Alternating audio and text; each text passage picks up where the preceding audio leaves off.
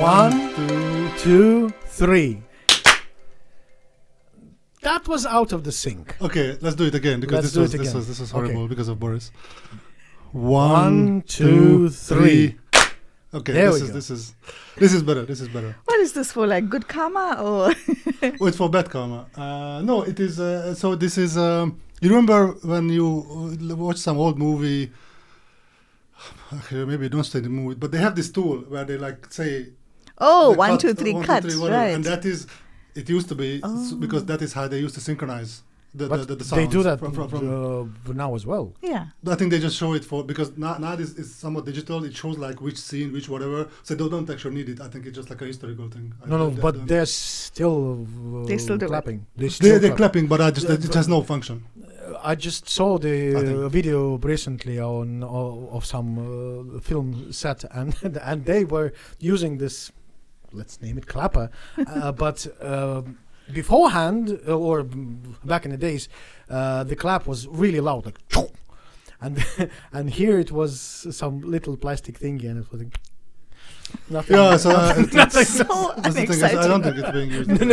No excitement in that part of the movie. But yeah, anyway, hello everyone. Hello Boris. Hello, Thomas. And welcome Shivani. Hello. She's our Hello. third guest. And so Like literally third. yes, literally the third. Lucky number. Exactly. Lucky number 3. Lucky number. So yeah, welcome Shivani. Thank you for accepting the invitation to the show. You told us you are very nervous. There's no reason to be nervous. It's just the success of the show is basically depends on you. But other than that, No pressure. No pressure. But yeah, Shivani. So welcome, and maybe introduce yourself to the audience. Toughest interview question. Who are you? Tell me about yourself. Yeah. Well, Where do you see yourself in 5 years? No, that think was about it as an easy. interview. That's not easy, isn't it? No, I Why? always think that the way you answer the question about tell me about yourself sets the tone. So Cool, set the tone then. I always feel tell me about yourself. Tell me where you see yourself in 5 years is an easy enough question versus tell me about yourself. And that's the one that people normally don't prepare for an interview. They don't prepare when they say tell me about yourself. Really? So, yeah. but now like Shivani is just evading the question. So tell us about yourself. Okay. When you say tell us about yourself, people usually start with their profession, but that's really just what they do, right? So myself, I'm a South African Indian. I'm an expat. I'm a mom of 2. And for work, I work at Microsoft. I'm a product manager at Microsoft. And that's myself. Well, okay, so what she has left out is like she's an amazing cook. She's vegetarian, but she can cook meat food somehow without tasting it. How can you manage to do that? You have to taste it. No, at some point. of course not. No, I grew up not being a vegetarian. So, I cooked from a really young age, from the time I'm like 10, but like proper cook, like proper like Indian food and meals for the whole family type of thing. So, yeah, I know. It's got a weird backstory. When I was growing up, all the Indian moms took care of the kids and were at home. My mom decided to go to work as well as my dad. So there was a family to feed. So when I came home from school when I was like really young, I had to like help out. So one of my chores was cooking. So I started to cook from a really young age. And given that I was not a vegetarian then, I cooked everything. But I didn't have like a mom or a helper in the kitchen then to do it. So I like phoned my mom, like, okay, I'm doing this one. What do I do? And she's like, oh, try half a spoon of this and try 1 spoon of that. And I learned from that way. It always fascinates me, the spoon of that, the cup of this. How the hell can I tell that this is enough or that that's more than enough? And then I just started from there, the trial and error, too spicy, too not. And then I enjoyed doing it. However, up until today, if you put my mom and I in the same kitchen, or if you give me a recipe book, I suck. Because my mom would be checking over me saying, don't you think you need to put some of this? You put this too early. Exactly. Or if you give me a recipe book, I'm really not good. So I like to cook, but not bake because it's an instruction. No, I have to say when I cook home, as in like Stop eating. no, For once. so there is this we should have looked up before the show. There is this phobia or whatever that like there are people who hate to listen to other people eating. This show is not good for you. It's not for you. This Okay, episode. so because I'm going to eat. This episode. Because Shivani was very nice and she brought us some cake. But what I wanted to say, You wanted to say she brought you some cake. Oh, well, I didn't it's know. no, she didn't Sorry. bring for me, but I am the only one who's eating it. It's Boris. You don't like sweet things. It's on you, dude. I'm sweet enough. But you're sweet enough. That is also true. But what I wanted to say, so like, yeah, because I also like to cook and I like to have guests over, and people know this about me, and I'm confident in even doing something the first time when I'm actually waiting guests. But when I go home, fuck, I hate not that I hate cooking, but that's what you said. Like my mom and my dad are there, and then they are like making faces or like, why didn't you wash the meat? Because I actually don't wash the meat. I mean, it comes from the shop and whatever. Anyway, but there are just things that I do differently. But it goes the same way that I also get irritated when. So I asked for a recipe of how to make bread, and I there is there, and I tell my mom, and my mom from the beginning she starts to talk about how is she going to change it, and it's like it I don't know, but it is very annoying, and I decided that somehow I need to like really like somehow hold back and don't say anything because so this thing of like, even though you are a confident cook, you can be a confident cook if there could be some element in there that like throws everything off, and then you are insecure, and then nothing works.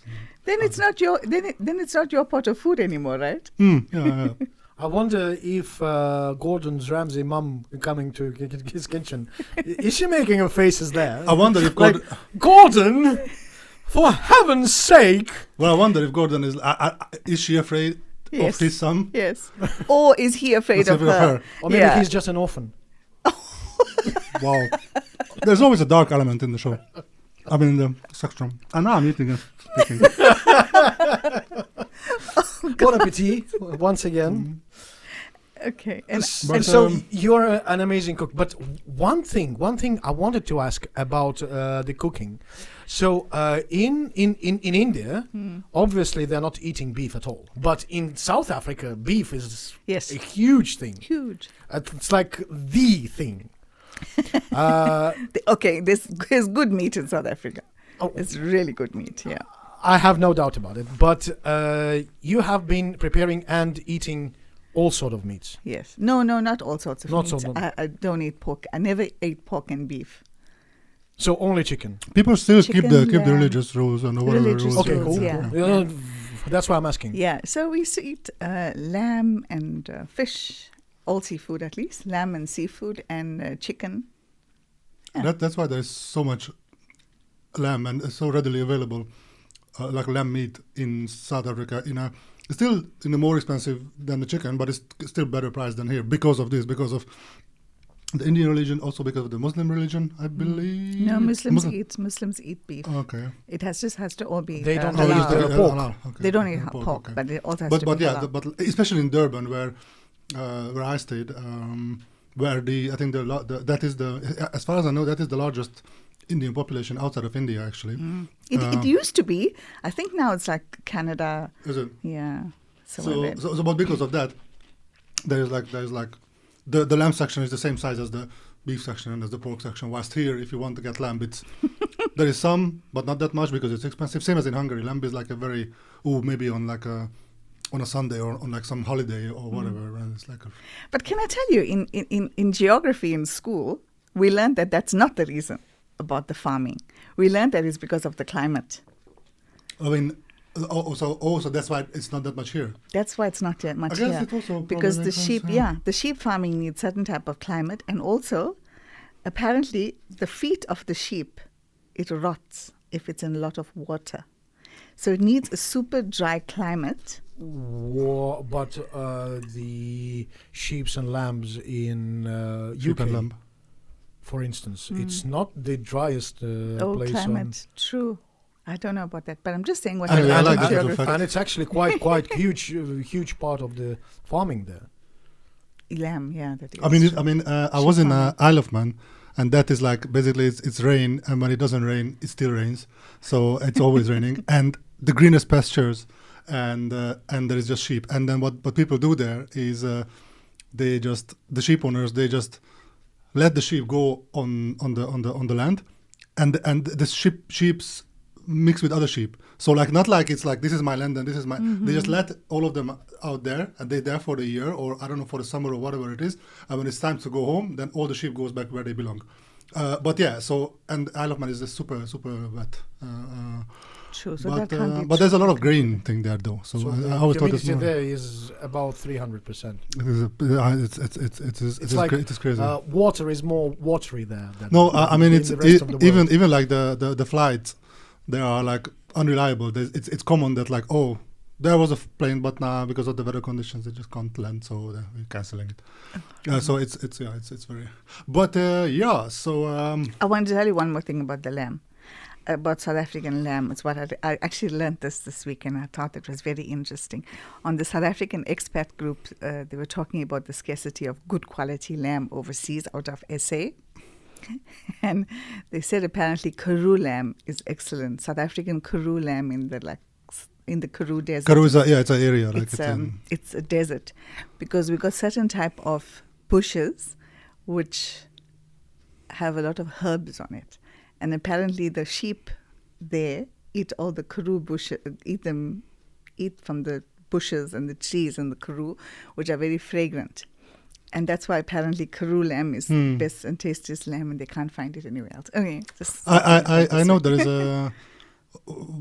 a butchery in Durban that is also called Karoo Butchery. Probably I didn't know this, but I remember the karoo it is actually a thing, and it was like because in South Africa, like when you go to some of the butchers, they have a section where it says karoo lamb. Yeah. So it's an elite. Is it exported?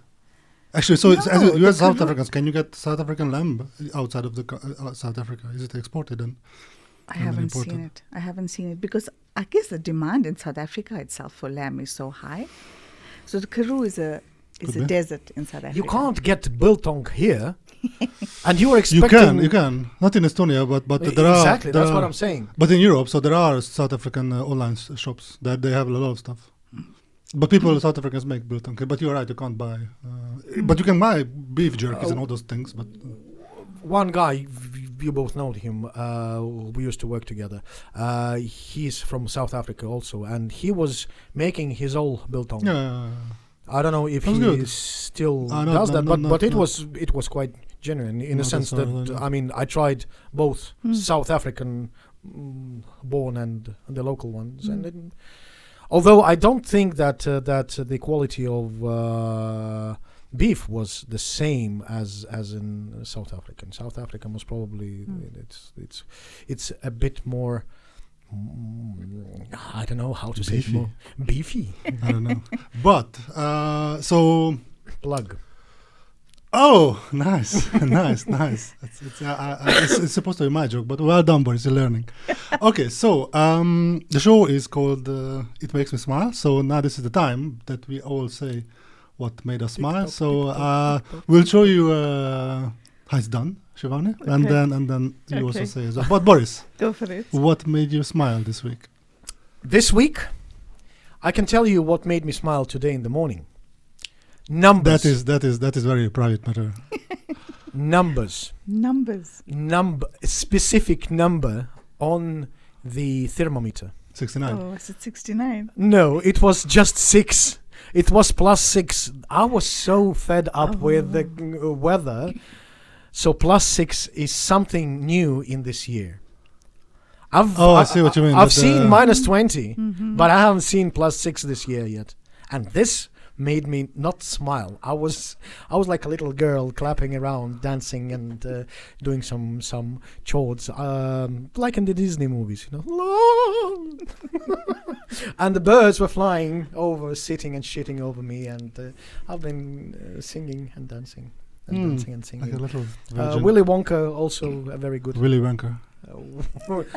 William. William Wonka. William Wanker. So yeah, that made me smile. It was really short. I didn't. There were plenty of others. I'm not going to into the details, but this one specifically made my grin so wide, so happy, so annoying.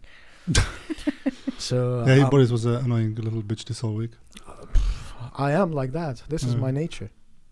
A part of me. Annoyance. So, and T, what made you smile? As you were talking, I know it will take some couple of hours. I think, Shivani, we can go now. Yeah, and also Let him speak. I wonder if I should actually just get a bite and then speak with you.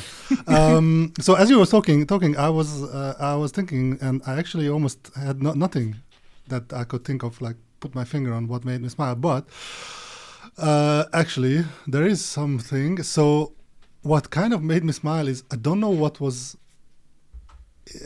What happened this week, and it could be that it's like it's the temperature is not climbing, it's getting warmer, brighter. and then brighter, and then and the spring is coming, and I love spring. That's my favorite season, although I do love winter and the dark and the white snow. It's just same as Boris, but liar.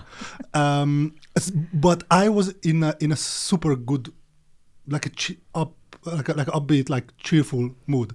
So I was whistling in the office. I was singing in the office. I was like, almost like, as I was going, I was almost like jumping a little, like I don't know, like a cheerful bitch, like hopping around. Hopping around. I honestly don't know what it was, why. So, but that kind of generally, I was smiling the whole week. But I also.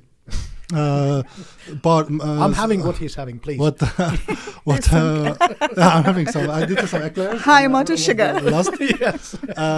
But kind of maybe one thing is that as I said, I was singing. So what is happening? I think I did mention last time we went to karaoke, and we're gonna go back again. Oh wow! Next week, and I'm getting excited now to pick the songs.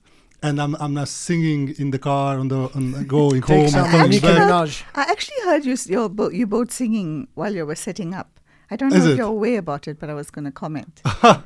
Beg your pardon. We were singing. I know I was singing. You were humming around. I was humming. Singing as you were setting up. Yeah, I remember I was doing that. You as well. You as well. Yes. Well, I do some singing, as you can see on the whiteboard. There are A names of the song that I've been, involved in. So I guess angrophobia. Yes. What is angrophobia? Angrophobia is this the song. Yeah. Oh, I thought it's something like I don't know, like hates angry people or angry at angry people or something. You are scared of the angry people. But yeah, so it's kind of that. I don't know. I was just overall happy this week. So you were smiling without any particular reason. Wow. Yeah, I mean, literally, like, I wake up. Also, like, I was. I try to go to the gym every morning and eat nice, but this week I was cheating a little bit. Like, now I'm eating like chocolate cakes and all that. Mm-hmm. And on Monday and Tuesday I didn't go to the gym, but on Wednesday I did, and after that I really feel like so amazing. And they say that if you do exercises, but I never found that true. I always found that in order so that I can do exercise and I can do go to bed early and not fuck around with my phone in the water. I need to be in a good mood, so I do that. Not the other way around. If I go to gym, I'm happy. But this time, I was. I don't know, super. I don't know. Maybe these endorphins all of a sudden they were all over the place. But yeah, the whole week I was just whistling and singing. Nice. So that's it's a good thing that we are sitting on the different floors. Oh yeah. because you would be just jealous. No, I would just try to escape that time when. I mean, remember, like on Tuesday, I think I went up and I started to eat, and I basically ate like 0.5 kilogram of chocolate or something. You also bit a piece of a table, so you were hungry as hell. Well, that happens. But anyway, yeah. So, Shivani, what made you smile? Okay, so lots of things made me smile this week as well. But if I have to choose one.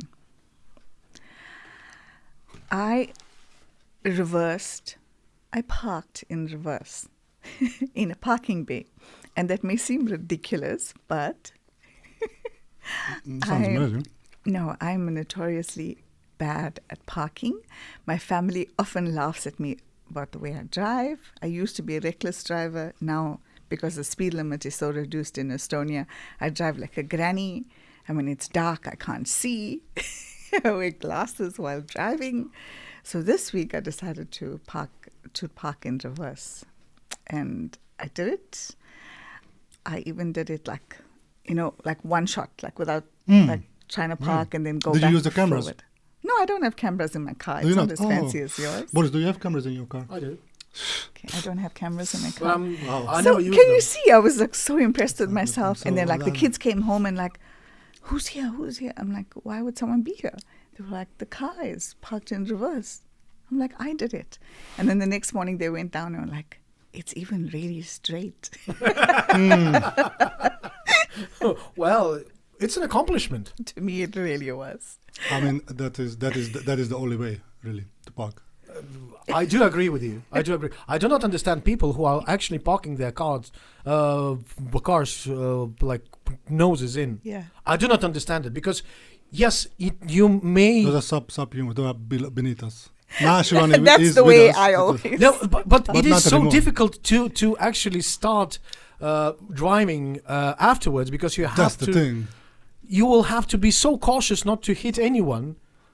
Yes, that is the thing as well. To be practical, like This is reversing, extremely practical. Fight with the Okay. fight with all the challenges of the reversing when you go into like a secure little spot because there's no traffic, nothing. You know, this is the section that you can go in.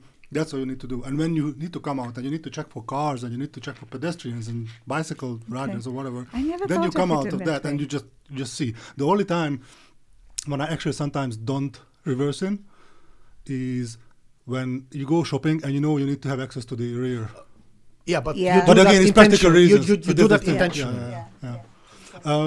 I saw I saw a meme of a kind on Instagram when it was like it was cars. So the video was just like cars reversing in and the text, kind of the overlay text was like, so you are one of those who's reversing. You think you are a better driver than the others. You think you are above the rest.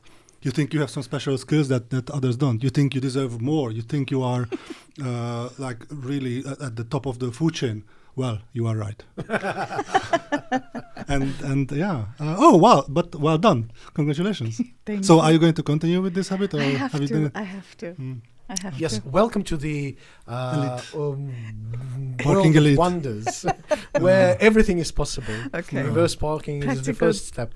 Practical driving tips. I didn't think about the fact that when you reverse, when you take off, you got to obviously start by reversing. And But it's also, I feel it's very manly to reverse, actually. So it's like real man reverses. My God, I'm, ladies and gentlemen, Real I'm women just as well. staring with my prejudice side over Tomas. This is a special prejudice episode. Tomas and prejudice. That's a new chapter. That's Yeah. in the so not Pride and Prejudice. not No, Pride, no, no, no. not Pride. It's shame and Thomas and shame and prejudice or something. Shame on you and shame on you twice. Okay, so. But in South Africa, is there a good culture of parking? So in South Africa, road rage is very common. This is very. I see. like super common. Like there's like instances sometimes in the news where someone's gotten out the car and like shot another person out of road rage. Yeah. Oh my God. Because of fighting. It's super.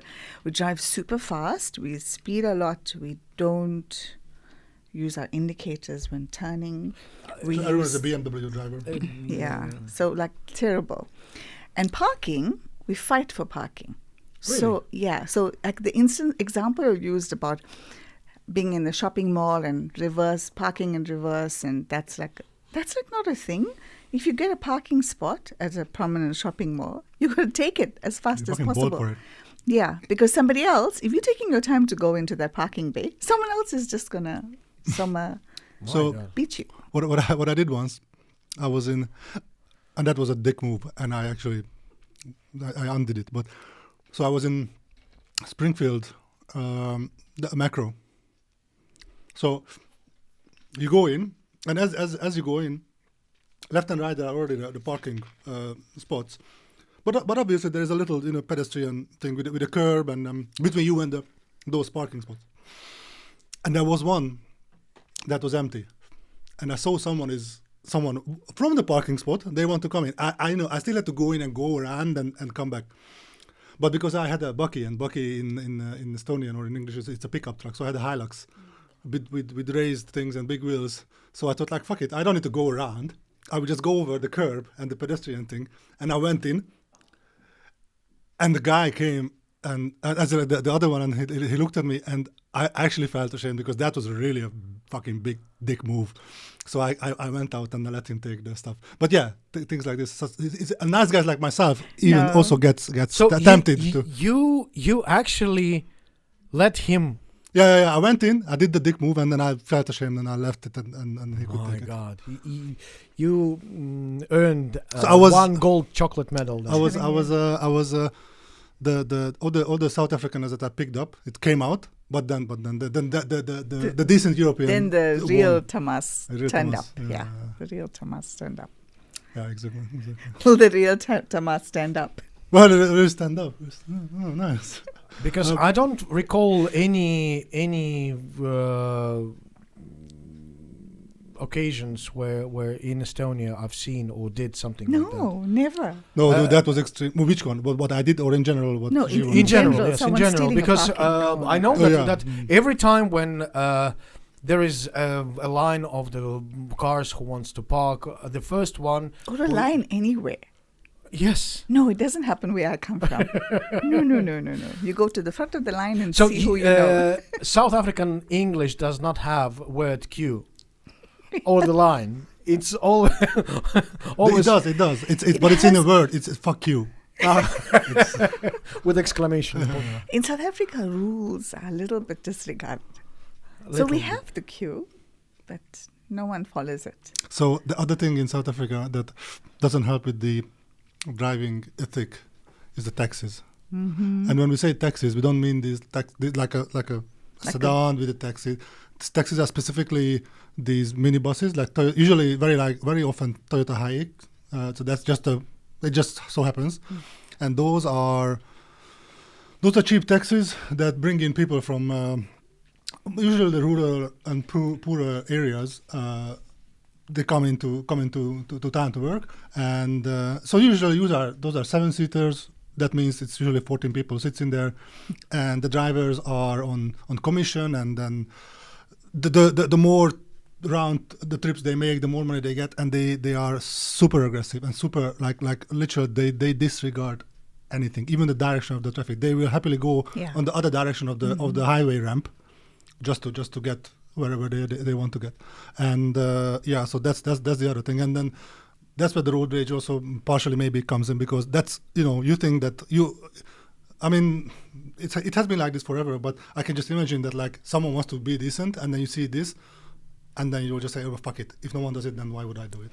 And there's lots of different reasons as well, because the road infrastructure was always really great. It's not terrible. But with the amount of drivers we have now versus when the road infrastructure was created, it's not kept up. So the increase in the volume of cars and traffic. People want to get everywhere, and everyone just drives crazy.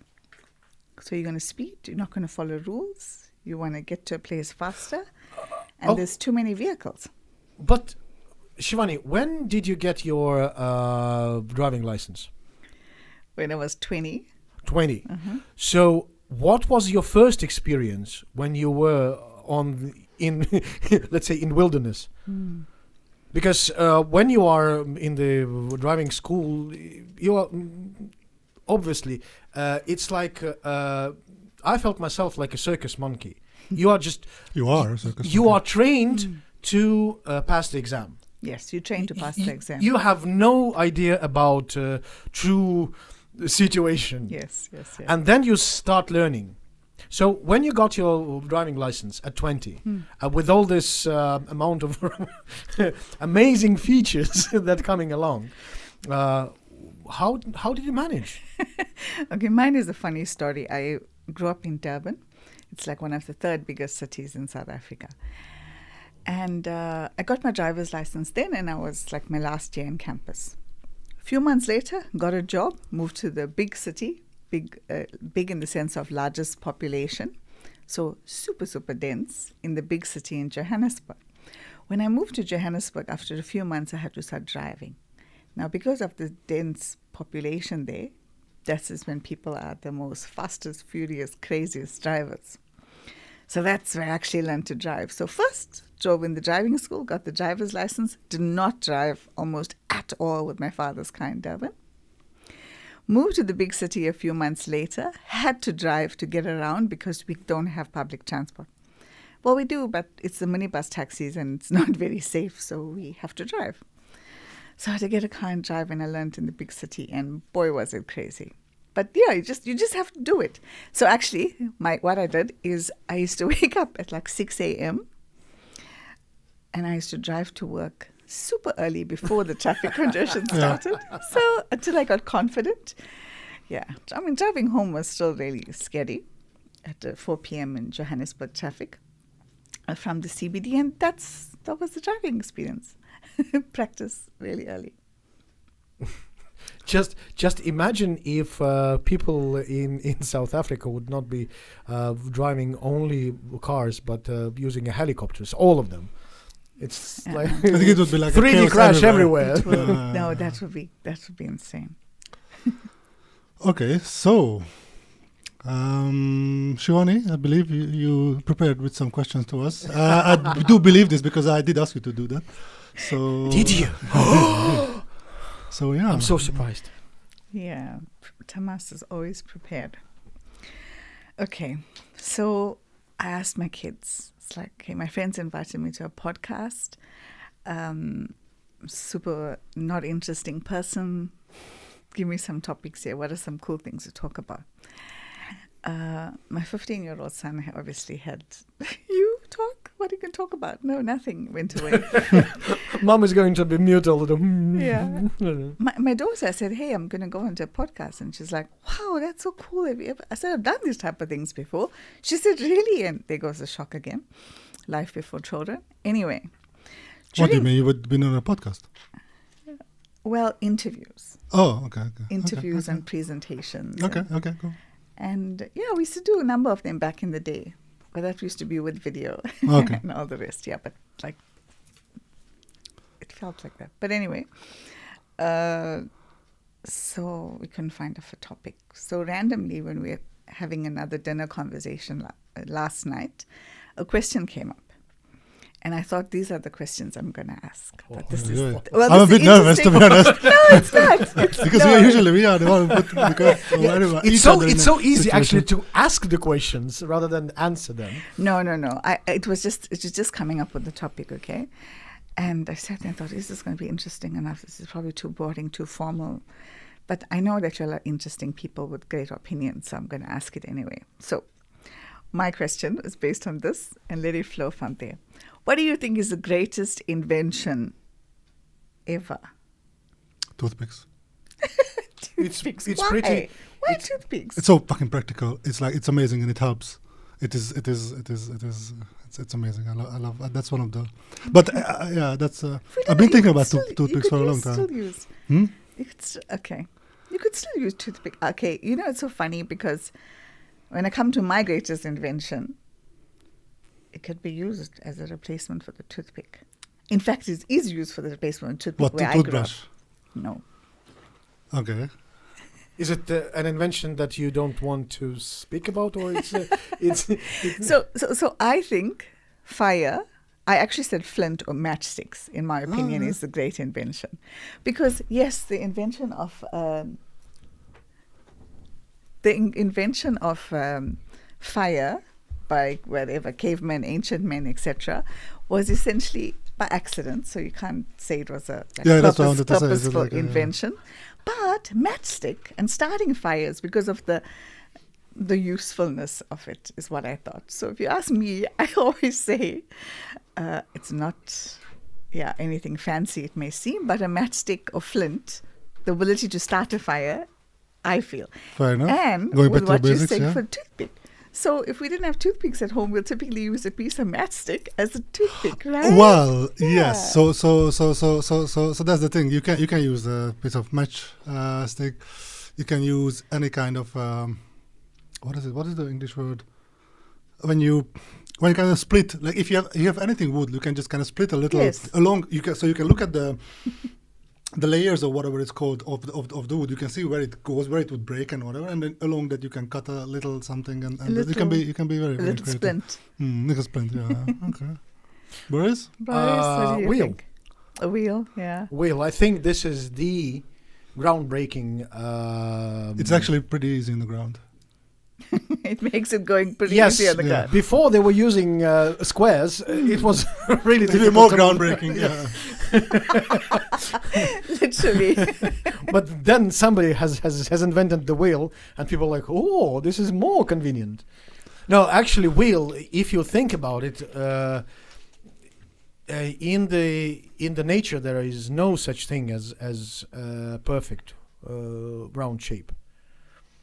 It's an invention that Oh, I didn't think about that. yeah. From a nature perspective. from a nature perspective, this is a pure invention of a human mankind. Well, I mean, You can get something closer to that, like if you will saw the tree, and you will. Well, have but I this- mean, you look this, at berries, you look at apples, and all those kind of things.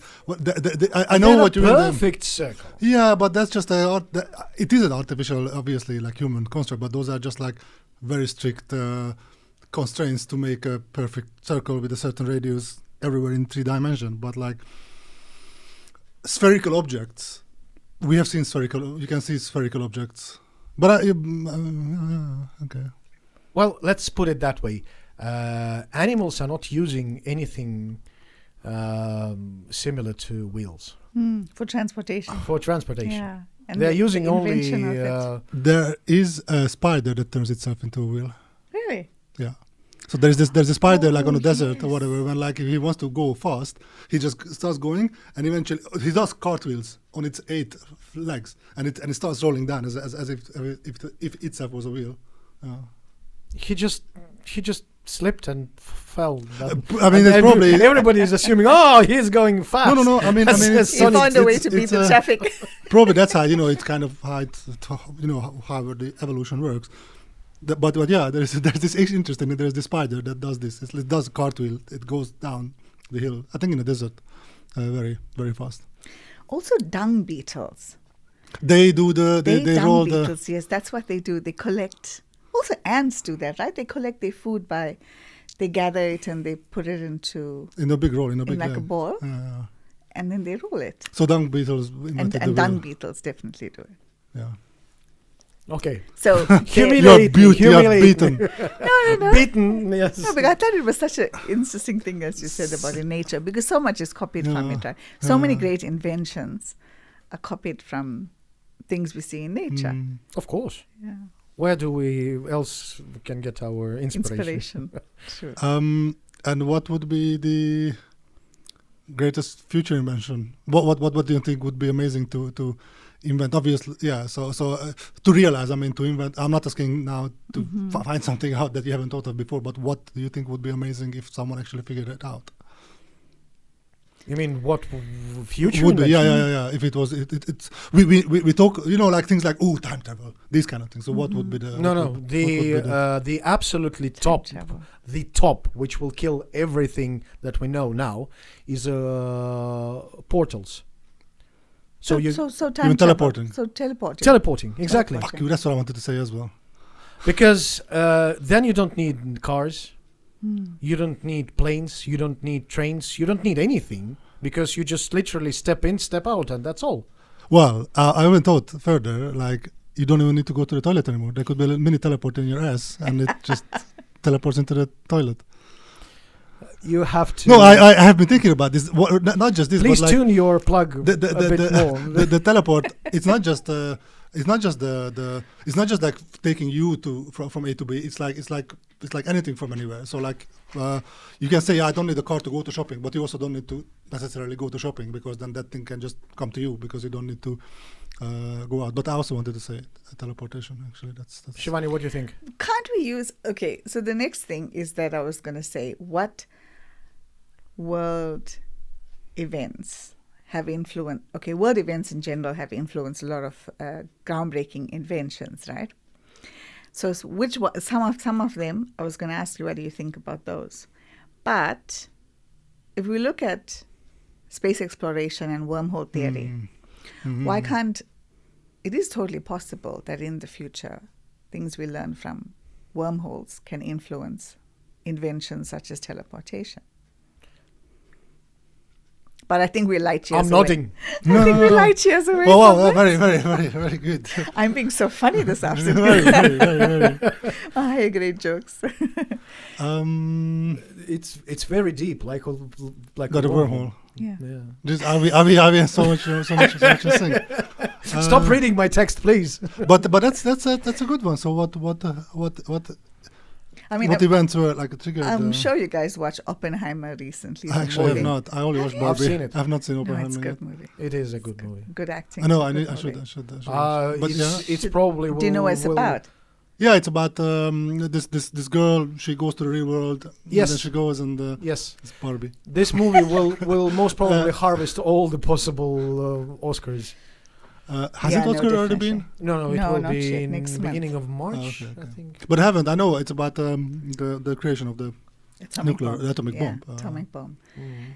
And so those type of inventions, right? So world events, things that happen that influence great inventions. Like you look now, I actually have climate one. change. Continue, but I have one. Like if you look at what's happening now in the world, climate change, we didn't look at so many, green tech, sustainable energy, and a whole lot of things that are being invented as a result of climate change, or man-made world events that happen, and it's causing a new wave of innovation. And that it will continue, right? It will spawn new ideas and industries. There's huge industries and money making of it. But it's world events. So Yeah. yeah. So actually, first of all, I have three things if I remember all of them. But like so, this climate change stuff, it is happening. And the normal advice that comes from the forums and the Davos conventions and all those kind of things,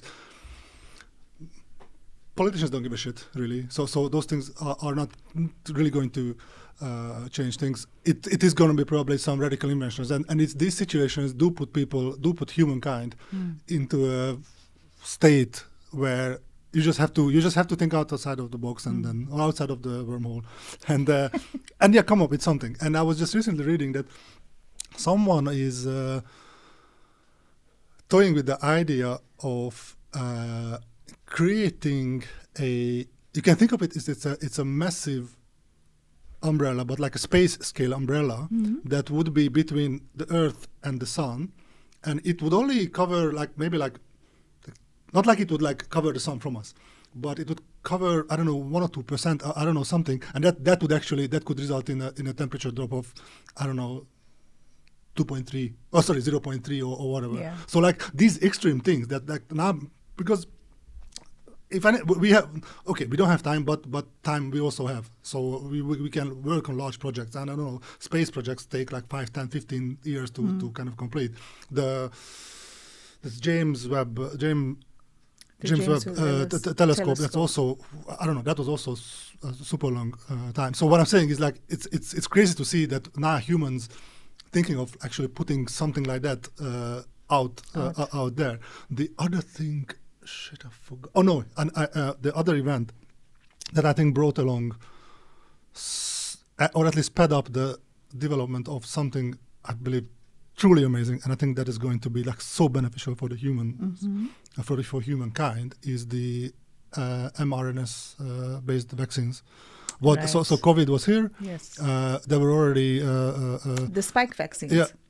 I don't know if that's also a name, but that's the one that like one of the inventors is a Hungarian lady, Katalin Kariko Katalin in Hungarian name order. But so they have already been working on this, but it just took the normal pace of going through everything. And now there was COVID, and then they sped up the development, and that thing has a potential to cure certain types of cancer and just do. No. The thing is that the test's already been done, and they can cure the cancer. Not like they're doing now. They can kind of killing the whole immune system. Yeah. They can specifically spot what cancer you have, and they are healing this little spot of the cancer. Yeah, but that's the thing. So it's such a So that's what the spike vax does. So they vaccinate you, and then it releases this chemical medicine inside of you, and then the spike. Okay. Actually attack something. Oh, I see. I read about how the mechanics of the spike vax works, but it makes sense for the cancer. That's why it attacks only that whatever cancerous cell. Yeah, so they are taking the specimens of that specific cancer cells. Yes. And they kind of program it to recognize it, and then let's call it vaccine. It's amazing. Or it's crazy. The medicine that is actually killing specific cells without without the collateral damage, basically. Yes. Which is with the chemo. Because a lot of people died because of the collateral. A lot of people die because of the collateral, because the body can't actually handle the chemicals, the radiation, the whatever is trying to kill the cancer. It's amazing what scientists can do. And I was so that's the thing, and I guess maybe it's also the this age of big data and artificial intelligence, and it's not and this time it's not the ChatGPT kind of things. It's amazing, but what you can do in molecular biology, the experiments, the testing of molecules, do they not work? The rate of the iteration that you can have with the help of these big machines and the models, and it's crazy. And also I was listening to a podcast where I think some Hungarians, they are involved in this kind of research, and similar to what you were saying, Boris, that so. When you say cancer is it's a very big like a collection of it means 1,000 things, not just one particular cancer. It's where is it in the body, what kind, how aggressive it is, what is the lifespan of it, all those things. And they said that nowadays what we will be not nowadays, but what we will be able to do is literally do tailored, specific, personalized medication. So they can read your DNA, they can read your your profile. And I think the human DNA, it has been already sequenced, that thing, right? I think like a few years, the big human genome. Human genome sequencing. So we have this information, and then it's not that like okay, you are sick, take a paracetamol, and then that's the painkiller for everybody. If you have something, they can take a look at you, and then they can create. That could be like. Medicine factory is little. I picture little, or like a microwave oven, or I don't know, whatever. Then there's some material goes in, I don't know, and this is you. We type in. We put I'm gonna oversimplify it like it was a simple sci-fi, but you put a drop of blood in there. It reads your stuff, and then it spits out exactly the medicine that you need to cure your particular problem. And these things used to be. I read a lot of sci-fi and. Like bone welding and cell welding and being able to rebuild a human body from like, even if you just like have a brain or whatever from a huge accident. So these things are sci-fi. A lot of these things are coming very close to actually kind of reachable kind of reality. But the next part of the question is how many, okay, in your opinion, how much of these inventions are limited, like the one you're talking about, based on the commercial gain of it. And the politics. And the politics, exactly. And the, I guess, control, right? Because if you can use human genome sequencing to prolong life, maybe that will consider great. But to cure diseases, then there'll be whole industries that won't be commercial anymore. It's always won't be profitable. They just won't be profitable anymore, right? Because now they're going to make the medicines to cure you. How are they going to make the money out of selling more medication And because you're going to be healthy. That's where all these science fiction films are coming in quite handy, when we see that there are different types of people, like high elite and no-namers, and this middle class, and so there will always be this inability to distribute equally. You think some of this data collection from our body is going to be influenced or helped from what is his name? Elon Musk and this company what is it? The Neuralink. Neuralink. Yes, Neuralink. Yeah, like with the chips. I think Have they're they collecting. already been implanting? He said that Not there's a one. Yeah. There's one in human. There's one in human, I think. Yeah. There's one human that the chip is planted in, as he says. So that's the thing. That is another. I think it's kind of extreme now, still. Yeah, but it has to get there, and that's gonna be ugly. Funnily, we can go back be to an ugly person. No, not that. Probably is an ugly person. We're going to no. make beautiful people in future. But actually, it kind of I can tie it back very cleverly to the teleportation stuff. So you've seen probably the movie Fly. Yes. Where there is something goes wrong, then there's a fly as well in the thing, mutation, and then right? things go wrong. But things are going to be grotesquely wrong with these kind of things until they are right, and they unfortunately have to. They not have to, but it's just inevitable. And someone's going to have to pay the price. Someone's going to make the sacrifice. But this thing, what he is doing. So I bought a. I forgot what the brand name was, but it was some Kickstarter thingy, and it was basically a this device that you put on your head. It has 15. Yeah, she's pointing at a mine from the sea. But yeah, it's a device that you put on your head. It has some EKG or whatever ECG or whatever readers. So the point is, it can measure, it can detect, it can pick up your brain waves. Yes.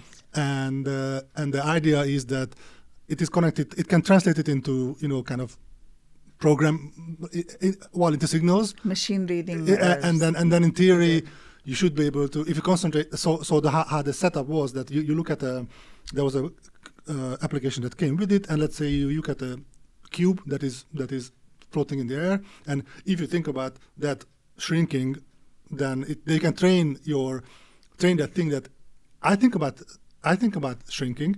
It produces a certain kind of wave. So not like it knows, this particular wave means shrinking for everyone in the world. Mm-hmm. It's just like, I'm thinking about shrinking.